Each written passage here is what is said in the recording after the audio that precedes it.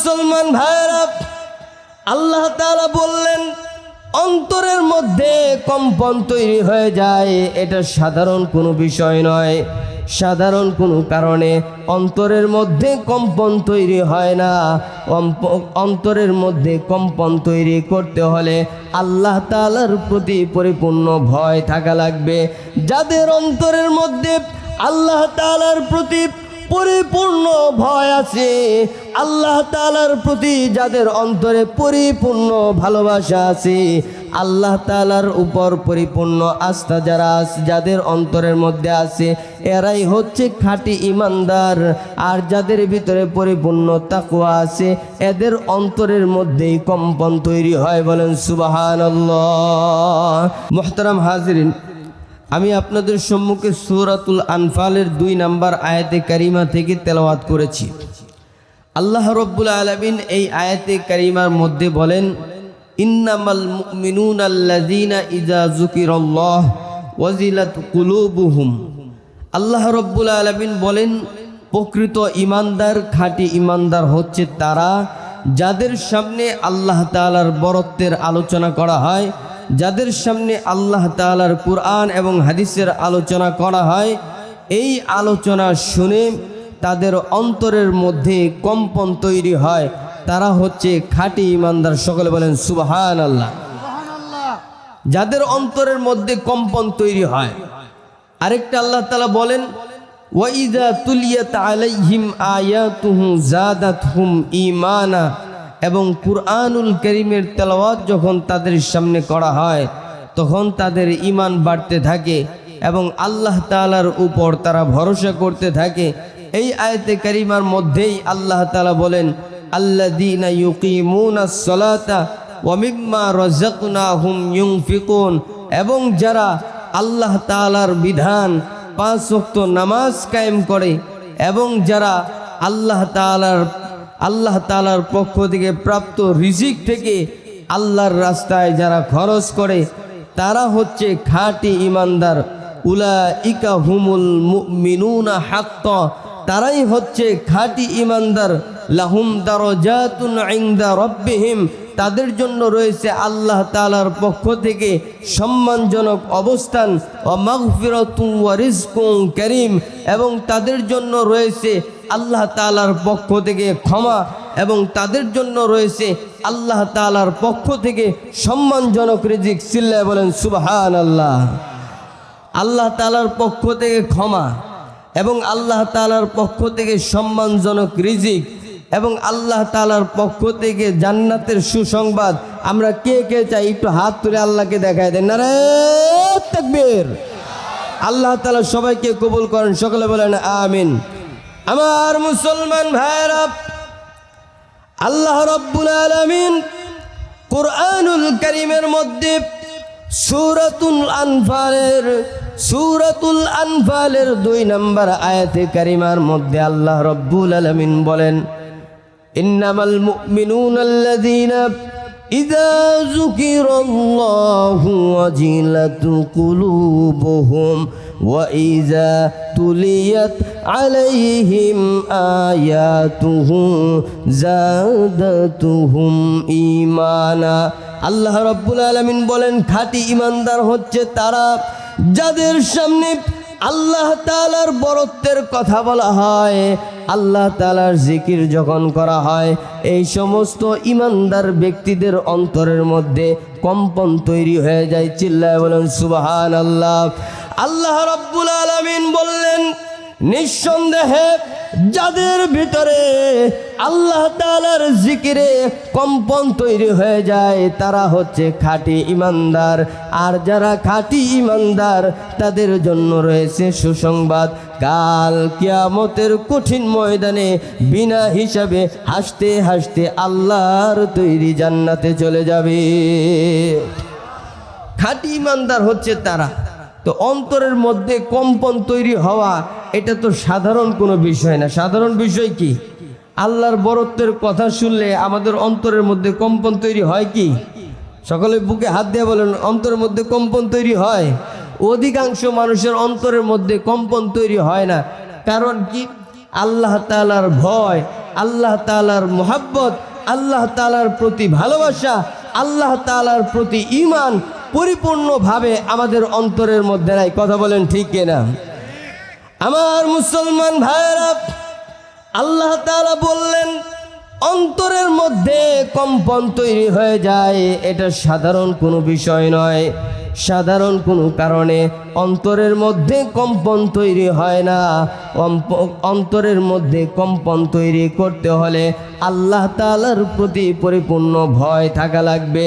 যাদের অন্তরের মধ্যে আল্লাহ তাআলার প্রতি পরিপূর্ণ ভয় আছে, আল্লাহ তাআলার প্রতি যাদের অন্তরে পরিপূর্ণ ভালোবাসা আছে, আল্লাহ তাআলার উপর পরিপূর্ণ আস্থা যাদের অন্তরের মধ্যে আছে, এরাই হচ্ছে খাঁটি ঈমানদার। আর যাদের ভিতরে পরিপূর্ণ তাকওয়া আছে, এদের অন্তরের মধ্যেই কম্পন তৈরি হয়। বলেন সুবহানাল্লাহ। আল্লাহ তাআলার ভয় যাদের অন্তরের মধ্যে আছে, তাদের অন্তরের মধ্যে কম্পন তৈরি হয়। এই জন্য আল্লাহ রাব্বুল আলামিন বলেন, ইয়া আইয়ুহাল্লাযীনা আমানুত্তাকুল্লাহা হাক্কা তুকাতিহি ওয়া লা তামুতুন্না ইল্লা ওয়া আনতুম মুসলিমুন। আল্লাহ তাআলা বলেন, নিঃসন্দেহে পৃথিবীর ঈমানদারেরা, আল্লাহ রাব্বুল আলামিন সবাইকে ঈমানদার বলে ডাক দিয়েছেন। এরপরে বলেন, হে ঈমানদারেরা, তোমরা বিশ্ব জগতের মালিক আল্লাহ তাআলাকে ভয় করার মতো ভয় করো, ভয় করার মতো ভয় করো। এই যে আল্লাহ রাব্বুল আলামিন আল্লাহ তাআলাকে ভয় করার মতো ভয় করতে বললেন, এটা কেমন ভয়? হযরত উমর ইবনুল খাত্তাব রাদিয়াল্লাহু তাআলা বলেন, এটা সাধারণ কোনো ভয় নয়। তুমি জঙ্গলের মধ্যে হেঁটে যাচ্ছ, জঙ্গলের মধ্যে কাঁটাযুক্ত গাছ দিয়ে ভরা, জঙ্গলের মধ্যে কাঁটা আছে, এই কাঁটাযুক্ত বাগানের মধ্যে তুমি হেঁটে যাবে।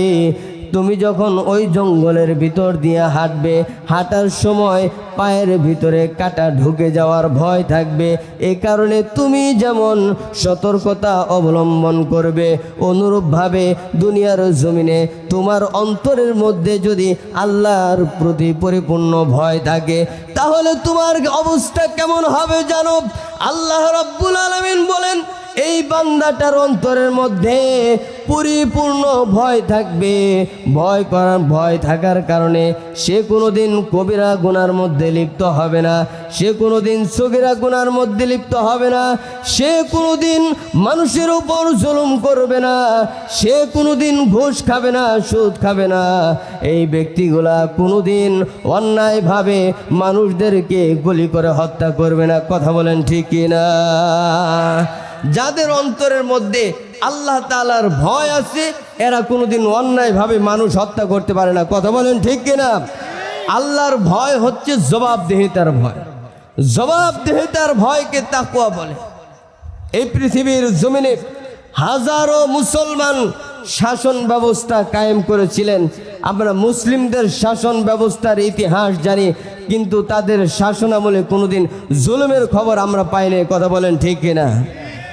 কিন্তু তারা যখনই কোরআন সুন্নাহ অনুযায়ী সমাজ এবং রাষ্ট্র পরিচালনা করেছে, তাদের দ্বারা কোনোদিন মানুষের উপর জুলুম হয় নাই, অন্যায়ভাবে কাউকে হত্যা করে নাই।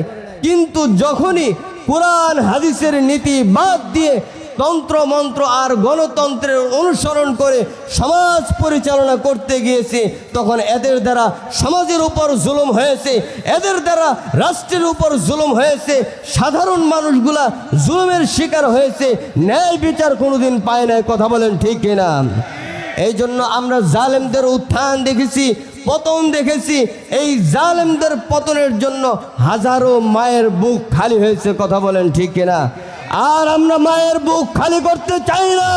এই বাংলার জমিনে আর কোন মায়ের বুক খালি হোক, এটা আমরা কোনোদিন বরদাস্ত করব না। কথা বলেন ঠিক কিনা? এই বাংলার জমিনে হাজারো মায়ের বুক খালি হয়েছে। আবরারকে হত্যা করা হয়েছিল, যুবকদের ভিতরে জাগরণ তৈরি হয়েছে। আবু সাইদকে হত্যা করা হয়েছে, এদেশের হাজারো মানুষের অন্তরের মধ্যে জাগরণ তৈরি হয়েছে। সেই জাগরণের মাধ্যমে ফ্যাসিস্ট সরকার জালেমের পতন হয়েছে। কথা বলেন ঠিক কিনা? এবার উসমান হাদিকে শহীদ করে দেওয়া হয়েছে। মুসলমান, উসমান হাদিকে শহীদ করে দেওয়া হয়েছে। আমি জানতে চাই এই উসমান হাদির অন্যায় কি ছিল? কে অন্যায়ের প্রতিবাদ করেছে? জালেমদের বিরুদ্ধে কথা বলেছে, সে মাজলুমের পক্ষে কথা বলেছে, সে কোরআনের পক্ষে কথা বলেছে, আর সে ইন্ডিয়ার ভারতের আধিপত্যবাদের বিরুদ্ধে কথা বলেছে। এ কারণে উসমান হাদিকে শহীদ করে দেওয়া হয়েছে। আমরা দোয়া করি আল্লাহ রাব্বুল আলামিন এই উসমান হাদির শাহাদাতকে কবুল ও মঞ্জুর করেন। সকলে বলেন আমিন। আল্লাহর কসম করে বলতে পারি, এই উসমান হাদির শাহাদাতের মাধ্যমে এইবার গোটা বাংলাদেশের মধ্যে মুসলমানদের মধ্যে ইসলামী জাগরণ শুরু হয়ে যাবে। কথা বলেন ঠিক কিনা? এইবার আর গণতন্ত্র প্রতিষ্ঠার জন্য আমরা জাগরণ তৈরি করব না। এইবার আর গণতন্ত্র প্রতিষ্ঠার জন্য রক্ত ধরাবো না, মায়ের বুক খালি করব না। এইবার রক্ত দেব আল্লাহর জমিনে আল্লাহর দিন কায়েমের জন্য। কথা বলেন ঠিক কিনা? আল্লাহর জমিনে আল্লাহর দিন কায়েমের জন্য যদি জেল খাটতে হয় জেল খাটবো। আল্লাহর জমিনে আল্লাহর দিন কায়েমের জন্য স্ত্রীকে বিধবা করতে হলে স্ত্রীকে বিধবা করব, সন্তানকে এতিম বানাবো, মায়ের বুক খালি করব। তবু আল্লাহর জমিনে আল্লাহর দিন কায়েম করে ছাড়বো ইনশাআল্লাহ। যারা আল্লাহ তাআলার সামনে দণ্ডায়মান হওয়াকে ভয় করে, আল্লাহর সামনে দণ্ডায়মান হওয়াকে ভয় করে মানে আল্লাহর সামনে দাঁড়িয়ে জবাব দিতে হবে দুনিয়ার জমিনে কি করেছি না করেছি, এই জবাব দিয়ে তার ভয়ে আল্লাহর সামনে দাঁড়াইতে চায় না। এবং দুনিয়ার এই খাহেশাতে নফসানির জিন্দিগি বাদ দিয়ে তারা আল্লাহর হুকুম অনুযায়ী নিজেদের জীবন পরিচালনা করে, তাকওয়ার সাথে জীবন পরিচালনা করে। আল্লাহ তাআলা বলেন এদেরকে কিয়ামতের কঠিন ময়দানে সাধারণ কোনো ব্যক্তি হিসেবে দাঁড় করাবো না, বরং এদেরকে আমার পার্সোনাল মেহমান হিসেবে দাঁড় করাবো। বলেন সুবহানাল্লাহ। আমার মুসলমান ভাইরা, এই জবাবদিহিতার ভয় কার কাছ থেকে শিখতে হবে? নমুনা স্বরূপ আল্লাহ রাব্বুল আলামিন আমাদের সামনে রেখে গেলেন সাহাবা, আমাদের সামনে রেখে গেলেন সাহাবায়ে কেরামদেরকে, আমাদের সামনে রেখে গেলেন নবী রাসূলদেরকে, আমাদের সামনে রেখে গেলেন তাবেঈনদেরকে, আমাদের সামনে রেখে গেলেন আইম্মায়ে মুজতাহিদিন তাদেরকে। এই সমস্ত ব্যক্তিদের থেকে আমাদেরকে শিক্ষা গ্রহণ করতে হবে, তাদের কাছ থেকে আমাদেরকে তাকওয়া শিখতে হবে। আমরা যদি তাদের কাছ থেকে তাকওয়া শিখতে পারি, আল্লাহর কসম করে বলে রে মুসলমান, কিয়ামতের কঠিন ময়দানে আল্লাহর সামনে আল্লাহর পার্সোনাল মেহমান হতে পারবো। বলেন সুবহানাল্লাহ। খলিফাতুল মুসলিমিন, ইসলামের সর্বপ্রথম খলিফা হযরত আবু বকর, তার শাসনামলে মদিনা মসজিদে নববীর সামনে একটা সাইনবোর্ড টানানো ছিল। এই সাইনবোর্ডের মধ্যে কি ছিল? আমাদের সমাজের মধ্যে বিলবোর্ড থাকে, অমুক নেতা এই ভালো কাজ করেছে, অমুক নেতা এই কাজটা করেছে, জনকল্যাণমূলক কাজ করেছে, একটা রাস্তা করেছে, একটা কালভার্ট করেছে। এই বিষয়গুলা ওই দেয়ালের মধ্যে লেখা থাকে, সাইনবোর্ডের মধ্যে লেখা থাকে। এর দ্বারা তার ব্যক্তিত্বের পরিচয় পাওয়া যায়। আমার মুসলমান ভাইরা, মসজিদে নববীর দেয়ালের মধ্যে যেই সাইনবোর্ডটা ছিল, ওই সাইনবোর্ডটা সাধারণ কোনো সাইনবোর্ড নয়। ওই সাইনবোর্ডের মধ্যে এক পাশে কিছু অসহায় ব্যক্তিদের নাম লেখা ছিল, এক পাশে কিছু ন্যাংরা মানুষের নাম লেখা ছিল, এক পাশে কিছু শহীদ জননীর নাম লেখা ছিল, এক পাশে কিছু বিধবা মহিলার নাম লেখা ছিল, যাদের স্বামী আল্লাহর জমিনে আল্লাহর দিন কায়েমের জন্য যারা শহীদ হয়ে গেছে। এই সমস্ত বিধবা নারীদের নাম লেখা ছিল। কেন তাদের নাম লেখা ছিল? আমার মুসলমান ভাইরা, প্রত্যেক অসহায় ব্যক্তির পাশে একজন করে সক্ষম ব্যক্তির নাম লেখা ছিল। এই ধরনের সক্ষম ব্যক্তিরা অক্ষম ব্যক্তিদের সাহায্য সহযোগিতা করেছে। আমার মুসলমান ভাইরা, আজও যদি এই বাংলার জমিনে এই নীতিটা অবলম্বন করা হয়, অসহায় ব্যক্তিদেরকে সাহায্য করার জন্য সক্ষম ব্যক্তিদের যদি জিম্মাদারি দেওয়া হয়, আল্লাহর কসম করে বলি, বাংলার জমিনে কোনো অসহায় ব্যক্তি থাকবে না। কথা বলেন ঠিক কিনা? আমার মুসলমান ভাইরা, হযরতে ওমর ওই সাইনবোর্ড দেখলেন আর মনে মনে ভাবলেন, এখানে যত অসহায় ব্যক্তির নাম লেখা আছে, প্রত্যেকের পাশে একজন সক্ষম ব্যক্তির নাম লেখা আছে, কিন্তু একজন মহিলা তার নাম লেখা আছে, কিন্তু তার পাশে কোনো সক্ষম ব্যক্তির নাম লেখা নাই। এইবার হযরত ওমর মনে মনে ভাবলেন, আমি এই মহিলার খেদমত করব গোপনে গোপনে, কেউ জানবে না, গোপনে গোপনে আল্লাহর সন্তুষ্টি অর্জন করব, যাতে করে কিয়ামতের কঠিন ময়দানে আল্লাহর মেহমান হতে পারি। হযরতে ওমর ওই বৃদ্ধা মহিলার বাড়িতে চলে গেলেন। বৃদ্ধা মহিলার বাড়িতে গিয়ে সালাম দিলেন, আসসালামু আলাইকুম। সালাম দিলেন, ভিতর থেকে সালামের জবাব আসলো, কে আমার বাহিরে দাঁড়িয়ে আছো? হযরত ওমর বলে, আমি হচ্ছি ওমর ইবনুল খাত্তাব, আমি হলাম খাত্তাবের সন্তান ওমর। এইবার বৃদ্ধা মহিলা বলে, কেন আসছো বলো? এইবার হযরত ওমর বলে, আম্মা জান, আমি আপনার খেদমত করার জন্য এসেছি। জানতে পেরেছি আপনাকে সাহায্য সহযোগিতা করার মতো কেউ নাই, এই জন্য আমি এসেছি আপনার খেদমত করব। এইবার বলুন, আপনার যদি কাপড় ধোয়ার প্রয়োজন পড়ে আমাকে দিতে পারেন, আমি আপনার কাপড় ধুয়ে দেব। আর যদি রান্না বান্নার প্রয়োজন পড়ে বলুন না, আমি আপনার রান্না বান্না করে দেব। এইবার বৃদ্ধ মহিলা হযরত ওমরকে ডাক দিয়ে বলে, ওমর রে, আমি তোমাকে ডাক দিয়েছি, আমি তোমার নাম জিজ্ঞেস করেছি, নাম জিজ্ঞেস করতে দেরি হয়েছে, তোমার নাম বলতে দেরি হয় নাই, কিন্তু আজকে 1 মাস যাবত এক আল্লাহর বান্দা আমার খেদমত করে, আজও পর্যন্ত তার নামটা আমি জানতে পারি নাই। হযরত ওমর বলে, আম্মা জান, আগামীকালকে থেকে আমি আপনার খেদমত করব। দ্বিতীয় দিন হযরত ওমরে আসলেন, হযরত ওমর আসলেন এই মার খেদমত করার জন্য। কিন্তু এইবার বৃদ্ধা মহিলা ডাক দিয়ে বলে, ওমর রে, আজকের এই গভীর রজনীতে ওই আল্লাহর বান্দা এসে আমার খেদমত করে চলে গেছে। দ্বিতীয় দিন আসলেন, তৃতীয় দিন, এরপরে হযরত এসে সালাম দিলেন, আগে আগে আসছেন মধ্য রজনীতে। আম্মা জান বলে ডাক দিয়েছে, বলে, আম্মা জান, আজকে আগে আগে আসছি, আপনার খেদমত করার একটু সুযোগ করে দেন। এইবার বৃদ্ধা মহিলা ওমরকে ডাক দিয়ে বলে, ওমর রে, আজকে আমার যেই ব্যক্তি আমার খেদমত করে, এই ব্যক্তিটা মধ্য রজনীর পূর্বে এসে আমার খেদমত করে চলে গেছে। কেন জানো? কারণ আজকে সে বলেছে আজকে নাকি সারা রাত সে ইবাদতের মধ্যে কাটিয়ে দিবে। এইবার হযরত ওমর মনে মনে কান্না করেন আর আল্লাহর কাছে বলেন, আল্লাহ, এই দুনিয়ার জমিনে কত ইমানদার বান্দা দেখেছি, এমন কোন ইমানদার বান্দা এখনো পর্যন্ত দেখি নাই। রাতের অন্ধকারে আসে, গোপনে গোপনে এই ব্যক্তিটার খেদমত করে চলে যায়, গোপনে গোপনে আপনার সন্তুষ্টি অর্জন করে।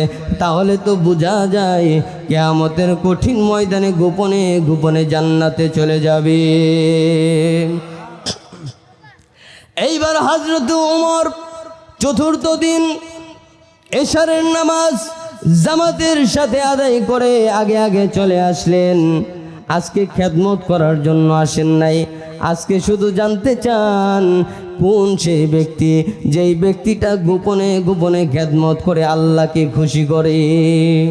এইবার চতুর্থ দিবসে খলিফাতুল মুসলিমিন হযরত ওমর বাড়ির কর্নারে লুকিয়ে আছেন, দেখবেন কে আসে।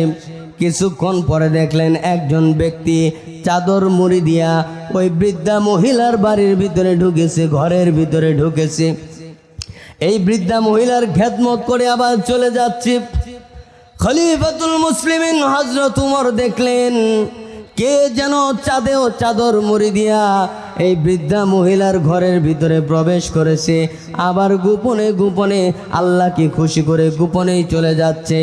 এইবার হযরত উমর দূর থেকে সালাম দিলেন আর বললেন, ভাই তুমি কে? গোপনে গোপনে আসো, গোপনে গোপনে রাতের অন্ধকারে আল্লাহর বান্দির খেদমত করে চলে যাও, তোমার পরিচয়টা কি আমি জানতে পারি? সালাম দিয়েছে, সালামের জবাব দিতে দেরি হয়েছে। হযরত উমর বলে, আবু বকর রে, আমি মনে মনে ভেবেছিলাম এই ব্যক্তিটা আর কেউ হতে পারবে না। রাতের অন্ধকারে বৃদ্ধা মহিলার খেদমত করে এটা সাধারণ কোনো ব্যক্তি হতে পারে না। এটা তো সেই ব্যক্তি যেই ব্যক্তিটা উম্মতে মুহাম্মাদের মধ্যে সর্বপ্রথম আল্লাহর তৈরি জান্নাতে প্রবেশ করবে। বলেন সুবহানাল্লাহ। যিনি উম্মতে মুহাম্মাদীদের মুরব্বীদের লিডার হবে তিনি আর কেউ নয়, ইসলামের সর্বপ্রথম খলিফা হযরত আবু বকর। এইবার হযরত উমর আবু বকরকে ডাক দিয়ে বলে, ভাই আপনি চাদর মুড়ি দিয়ে আসছেন বুঝে নিলাম, আপনাকে কেউ যেন না দেখে, কিন্তু জানতে চাই খলিফাতুল মুসলিমিন, আপনার দেহে চাদর আছে কিন্তু আপনার পায়ের জুতা কোথায়? আপনার পায়ে তো জুতা থাকার কথা, কারণ রাস্তার মধ্যে পাথর দিয়ে ভরা, এই কঙ্কটা কীর্ণ পথ দিয়ে আপনি হেঁটে আসেন, আপনার পায়ের মধ্যে জুতা কোথায়? এইবার হযরত আবু বকর ডাক দিয়ে বলে, ওমর রে, আল্লাহ রব্বুল আলামিন আমাকে মুসলমানদের খলিফা বানিয়েছেন, আল্লাহ রব্বুল আলামিন আমাকে ইসলামী স্টেটের খলিফা বানিয়েছেন, মদিনা স্টেটের খলিফা আমি হয়েছি। রাতের অন্ধকারে হাজার হাজার মানুষ ঘুমিয়ে থাকে, আমি খলিফা হয়েছি এই শক্তি খাটিয়ে, এই ক্ষমতার বলে। আমি যদি রাতের অন্ধকারে খরম পায়ে দিয়ে হাঁটি, এই কারণে যদি কোনো ইমানদারের ঘুম ভেঙে যায়, আর এই কারণে যদি তাহাজ্জুদের সময় উঠতে না পারে, তাহলে তো মনে হয় এই মানুষগুলা কিয়ামতের কঠিন ময়দানে আল্লাহর কাঠগড়ায় বিচার দায়ের করবে। আর সেই কিয়ামতের কঠিন ময়দানে আল্লাহ রাব্বুল আলামিন যদি আমাকে কাঠগড়ার মধ্যে দাঁড় করিয়ে দেন, ওমর রে বলো না আমি আবু বকরের কি যোগ্যতা আছে আল্লাহর কাঠগড়ায় দাঁড়িয়ে আল্লাহর প্রশ্নের জবাব দিব? চিল্লা বলেন সুবহানাল্লাহ। আল্লাহর কাঠগড়ায় দাঁড়িয়ে জবাব দিব, এ কোনো যোগ্যতা আমার আছে কি উমর বলো? এবার হযরত উমর বলে, আমি হযরত আবু বকরের কাছ থেকে তাকওয়া শিখেছি। বলেন না সুবহানাল্লাহ। আবু বকরের কাছ থেকে তাকওয়া শিখে জবাবদিহিতার ভয়। ইন্নামাল মুমিনুনা আল্লাযীনা ইযা যুকিরাল্লাহু ওয়াজিলাত কুলুবুহুম ওয়া ইযা তুলিয়াত আলাইহিম আয়াতুহু যাদাতুহুম ঈমানা ওয়া আলা রাব্বিহিম ইয়াতাওয়াক্কালুন। আর তারা আল্লাহর উপর ভরসা করতে থাকে। আর কি করে? আল্লাযীনা ইউকিমুনাস সালাতা, আল্লাহর পক্ষ থেকে বিধান হচ্ছে 5 ওয়াক্ত নামাজ পড়তে হবে। যে সমস্ত ঈমানদাররা, তারা খাঁটি ঈমানদার, তারা আল্লাহর সন্তুষ্টির জন্য 5 ওয়াক্ত নামাজ পড়বে। আর কি করবে? ওয়া মিম্মা রাযাকনাহুম ইউনফিকুন। পৃথিবীর জমিনে যত মানুষ বিচরণ করে প্রত্যেকটা মানুষের রিজিকের জিম্মাদার যিনি, চিল্লায় বলেন তিনি কে? ওয়া মা মিন দাব্বাতিন ফিল আরদি ইল্লা আলাল্লাহি রিজকুহা। এই দুনিয়ার জমিনে যত মাখলুকাত আছে সমস্ত মাখলুকাতকে আল্লাহ রাব্বুল আলামিন রিজিক দান করেন। তার মানে সকাল থেকে নিয়ে সন্ধ্যা পর্যন্ত জমিনের মধ্যে বিচরণ করি। এই জমিনে বিচরণকালে যার রিজিক খেয়ে বাঁচি, যার রিজিক খেয়ে চলি, যার রিজিক খেয়ে বিচরণ করি, জানতে চাই মুসলমান, চিল্লায় বলেন তিনি কে? আর আল্লাহ তাআলা বললেন, যেহেতু আমি তোমাকে রিজিক দান করেছি, আমার রিজিক যেহেতু তুমি খাও, যদি আমার দেওয়া রিজিক যদি আল্লাহর রাস্তায় তুমি খরচ করতে পারো, তাহলে তুমি খাঁটি ইমানদার, তাহলে তুমি খাঁটি মুসলমান। তোমার জন্য রয়েছে মর্যাদাজনক অবস্থান, তোমার জন্য রয়েছে মর্যাদাপূর্ণ অবস্থান, তোমার জন্য রয়েছে রিজকে হালালা, রিজকে কারিম, এবং কিয়ামতের কঠিন ময়দানে তোমাকে জান্নাতের মেহমান বানায় দেব। সকলে বলেন সুবহানাল্লাহ। আল্লাহ তাআলা বললেন, আমি তোমাকে রিজিক দান করেছি, আমার দেওয়ার রিজিক থেকে তুমি আল্লাহর রাস্তায় খরচ করো। আল্লাহর রাস্তা মানে যেই রাস্তায় আল্লাহর বিধান বাস্তবায়নের জন্য ফিকির করা হয়, যেই রাস্তায় আল্লাহ তাআলার বিধান শিক্ষা দেওয়া হয়, যেই রাস্তায় আল্লাহ তাআলার বিধান বাস্তবায়ন করা হয়, সেটাই হচ্ছে আল্লাহর রাস্তা। আল্লাহর রাস্তা মাহফিল, আল্লাহর রাস্তা মসজিদ, আল্লাহর রাস্তা মাদ্রাসা, আল্লাহর রাস্তা জিহাদের ময়দান। কথা বলেন ঠিক কিনা? আমার মুসলমান ভাইয়েরা, এই যে বাংলাদেশের মুসলমান 90% মুসলমানের জাগরণ যারা ধরে রেখেছে, জাগরণকে যারা টিকিয়ে রেখেছে, যেই মাধ্যমে টিকিয়ে রেখেছে, এগুলোর অনেকগুলা মাধ্যম রয়েছে, তার মধ্যে অন্যতম একটা মাধ্যম হচ্ছে মাহফিল। কথা বলেন ঠিক কিনা? এই মাহফিলের মাধ্যমে হাজার হাজার মানুষের ইমানের পরিবর্তন হয়েছে, হাজার হাজার মানুষ বেঈমান থেকে ইমানদার হয়েছে, হাজার হাজার মানুষ আল্লাহর পথে এসে আল্লাহর জন্য জীবন দেওয়ার জন্য প্রস্তুত হয়েছে। কথা বলেন ঠিক কিনা? এই জন্য এই মাহফিলগুলা যেন প্রতিনিয়ত হয়, এই মাহফিলগুলা বাস্তবায়নের জন্য আমরা সবাই ফিকির করবো তো ইনশাল্লাহ।